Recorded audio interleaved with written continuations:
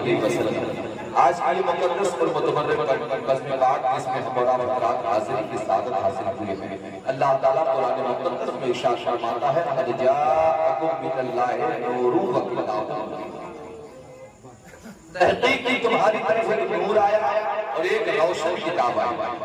نور سے مراد ہم سب کے آقا ہے، کیونکہ اللہ نے اپنے حبیب کو نور سے بنایا ہے اور ہمارے نبی نور ہے، اور ایسے نور ہیں کہ اگر کوئی ان سے صدقہ مانگے تو ان کے نور سے آسمان کے تارے بھی چمک رہے ہیں، آسمان کا سورج بھی چمک رہا ہے، اور ایسا نور ہے کہ پوری کائنات مصطفیٰ کے نور سے روشن ہے۔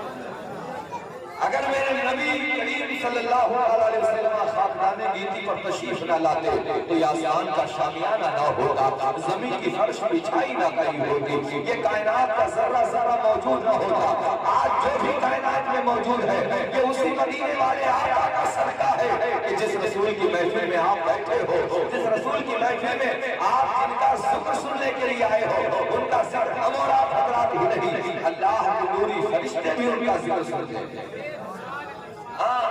سب نبی کا ذکر کرتے ہیں۔ اور پھر تو یہ نبی نور شریف کا مہینہ ہے، اللہ اکبر، اللہ فرماتا ہے تمہاری طرف نور آیا، ایک روشن کتاب آئی۔ نور سے مراد میرے آقا ہے۔ اب آپ کو بتاتا ہوں میرے سرکار ابھی دنیا میں نہیں آئے ہیں، میرے آقا کریم صلی اللہ علیہ وسلم کی آمد نہیں ہوئی ہے۔ دیکھو میرے سرکار کی آمد سے کیسا ماحول پایا جا رہا تھا۔ آج ہماری اور آپ کی بڑی سکون کی زندگی ہے، کیوں؟ مصطفیٰ کی آمد ہو چکی ہے، میرے سرکار کی آمد کی برکتیں ہیں کہ خدا نے سکون والی زندگی عطا فرمائی ہے۔ لیکن آؤ ابھی میرے مصطفیٰ تشریف نہیں لائے ہیں، اور میرے سرکار کی آمد سے پہلے بڑا عجیب معاملہ پایا جاتا تھا۔ حضرت عیسیٰ علیہ السلام تو گئے ہوئے 571 سال ہو گئے، بیچ میں بہت لمبا عرصہ گزرا، کوئی نبی قرآن میں نہیں آیا، کوئی رسول نہیں آیا، برائیاں پھیلنے لگی، عیاشیاں پھیلنے لگی، لوگ گناہوں کی طرف جانے لگے۔ حد یہ ہو گئی کہ لوگ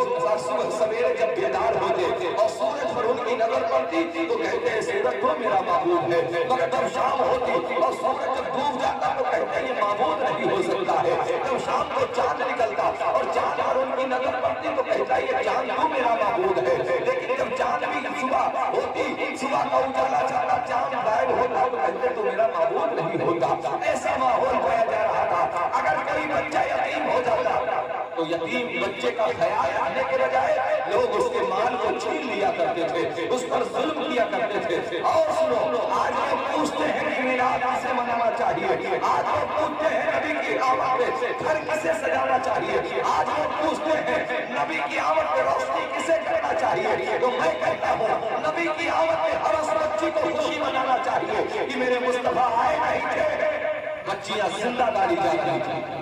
گھر میں بچی پیدا ہوتی، ایک باپ اپنی بیٹی کو لے جا کر کے زندہ کر دیا کرتا تھا۔ میرے سرکار کی آمد نہیں ہوئی ہے، لڑکیاں زندہ کاری جا رہی ہیں۔ ذرا سوچو ایسا ماحول میرے مصطفیٰ کی آمد سے پہلے پایا جا رہا تھا۔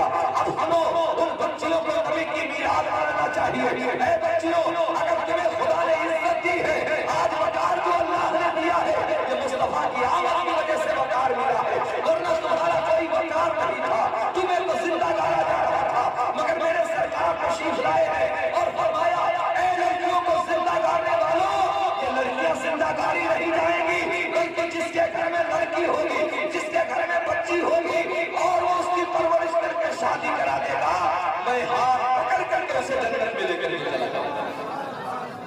نبی کی آمد پر خوشی تو بیٹیوں کو منانا چاہیے، ان بیٹیوں کو جن کو زندہ کر دیا جاتا تھا۔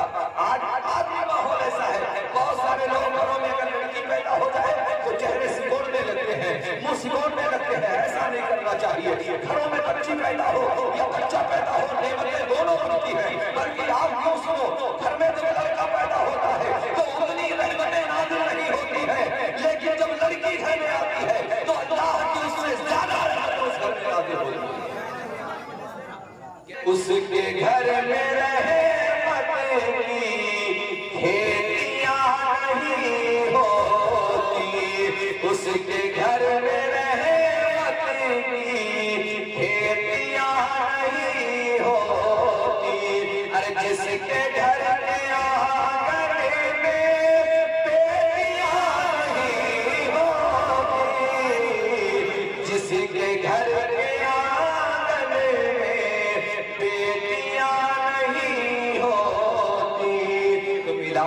बेटियों को मनाना चाहिए। लोग अपनी बच्चियों को जिंदा गाड़ दिया करते थे। आओ सहाबी रसूल है, सरकार की बारगाह में हाजिर है। आका करीम सल्लल्लाहु अलैहि वसल्लम की बारगाह में आए, मेरे सरकार ने कलमे की दावत दी है। वो सरकार की बारगाह में तशरीफ लाए तो मेरे आका ने उनके लिए अपनी चादर मुबारक बिछा दी।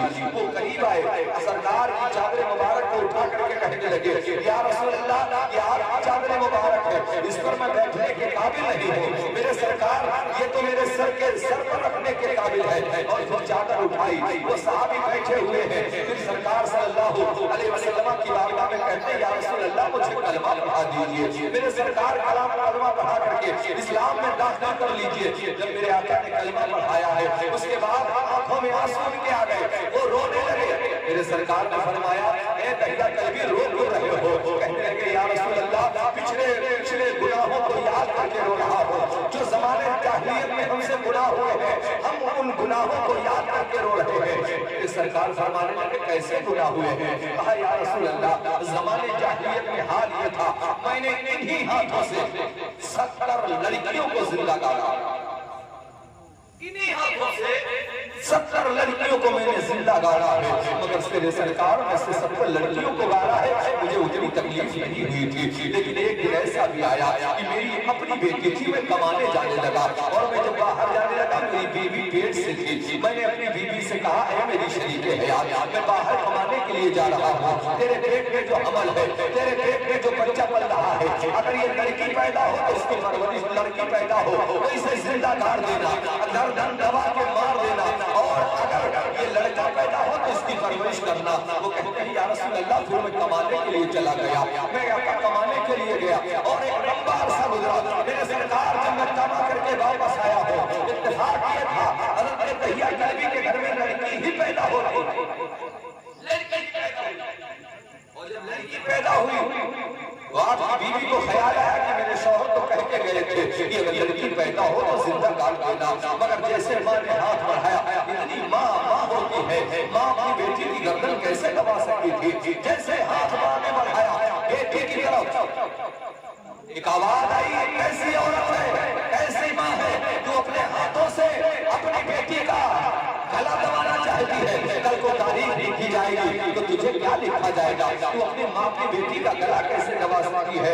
आपकी बीवी ने हाथ पीछे खींच लिया। फरमाते हैं कि जब मैं आया तो मेरे घर में बच्ची की पैदाइश हो चुकी थी। मेरी बीवी ने लाभ चाहा, मगर वो बच्ची को अपनी जुटने से जुदा न कर सकी। अल्लाह पर वक्त गुजरला गया। जब हज़रत दहिया कल्बी आए हैं और फरमाते हैं कि मैं जब घर में आया और आने के बाद मैंने अपनी बीवी से पूछा, मेरी शरीके हयात, ये बताओ घर में बच्चा पैदा हुआ था या बच्ची पैदा हुई थी? तो फरमाते हैं, उन्होंने बताया, घर में बच्ची पैदा हुई थी। कहाँ बच्ची है? तो उसको मार दिया कि नहीं मारा है? इतना सुनना था, माँ की आंखों में आंसू आ गए। कहा, एक बच्ची को माँ कैसे मार सकती है? एक बच्ची को मैं कैसे जिंदा कर सकती हूँ? एक बच्ची को मैं माँ होकर के कैसे मार सकती हूँ? कहाँ से बच्ची कहाँ है? कहा, वो देखो कितनी प्यारी बच्ची है, उसका चेहरा देखो तुमसे मिलता जुलता है। अल्लाह अकबर। दहिया कल्बी कहते हैं, मैंने अपनी बेटी को खेलते हुए देखा, अपनी बेटी को करीब बुलाया, बेटी को देख करके मेरे दिल में मोहब्बत आनी चाहिए, मगर मेरे दिल में नफरत पैदा हो रही थी। मैंने अपनी बेटी को बुलाया और बुलाने के बाद जब वो करीब आ गई, मैंने कहा, ए मेरी बेटी, चल मेरे साथ, मैं तुझे दावत में लेकर के चलता हूँ। या रसूल अल्लाह, मैंने अपनी बेटी को मेरी बीवी ने तैयार कर दिया और तैयार करने के बाद मैं अपनी बेटी को लेकर के चला। मेरे सरकार चलता रहा, मैं अपनी बेटी को लेकर के चलता रहा। मेरी बेटी रास्ते भर मुझसे बातें करती चली जा रही थी। एक चक्कर मैदान आया, और चक्कर मैदान जब आया तो मैंने गड्ढा खोदना शुरू कर दिया। या रसूल अल्लाह, मैं गड्ढा खोद रहा था, मेरी बेटी पूछ रही थी, बाबा ये गड्ढा क्यों खोद रहे हो? मैंने कहा, बेटी खामोश हो जा। जब मैं गड्ढा खोदते खोदते मेरे चेहरे पे पसीना आ गया तो मेरी बेटी सोचने लगी, मेरे बाप थक गए हैं, मेरे बाप थक गए हैं, इसलिए अपने हाथों से वो मिट्टी हटा रही थी। उसे क्या मालूम था ये उसी की कब्र खोदी जा रही है। या रसूल अल्लाह, जब गड्ढा बिल्कुल तैयार हो गया तो वो मेरी बेटी, जिसको मेरी बीवी ने तैयार किया था, मैंने उसके बालों को पकड़ा और पकड़ने के बाद, या रसूल अल्लाह, मैंने अपनी बेटी को उस गड्ढे में लिटा दिया। मेरे सरकार, मैंने बेटी को जब गड्ढे में लिटाया है तो मेरी बेटी चीखने लगी, ऐ मेरे बाबा, ये क्या कर रहे हो? मुझे इस मिट्टी के गड्ढे में क्यों डाल रहे हो? मेरी आंखों में आंसू आने के बजाय मेरी आंखों में खून उतर आया। मैंने उसको